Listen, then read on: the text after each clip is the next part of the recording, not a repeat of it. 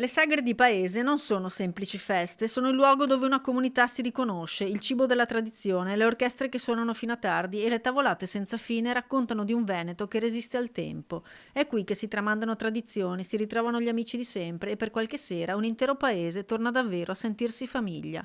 Ma il caldo sta minando alla radice anche questa sacca di resilienza, impattando non solo sulle persone, ma anche sui mezzi tecnici impiegati. E con queste temperature ci sono manifestazioni che vanno in difficoltà perché salta la corrente, i magnetotermici non sono in grado di tenere e in qualche caso poi la corrente non ritorna, per cui con difficoltà ad operare e con gente che logicamente se ne va.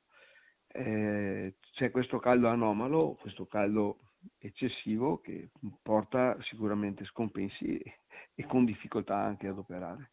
Poi ovviamente ci sono i cali dovuti proprio alle difficoltà di uscire delle persone, in alcuni casi si risente di assenze di addirittura il 50%. E mi dicevano che la gente invece che uscire si rintana con l'aria climatizzata e quindi non presenzia, non partecipa. Diciamo che c'è una riduzione da quello che mi dicevano, più del 50%. Nonostante tutto comunque io devo dire grazie ai volontari, ai 60.000 volontari che abbiamo in Veneto, ai 585 pro loco, perché nonostante tutto i sacrifici li fanno per creare quella socialità che noi non ci facciamo mancare, ma purtroppo il caldo è quello che fa da padrone in questo caso. Infine anche l'impatto della situazione geopolitica si è fatto sentire. Per le pro loco i prezzi dei prodotti sono aumentati, così come le bollette, ma partecipare a questi eventi significa tenere vive le comunità, sfidando anche i gradi di troppo.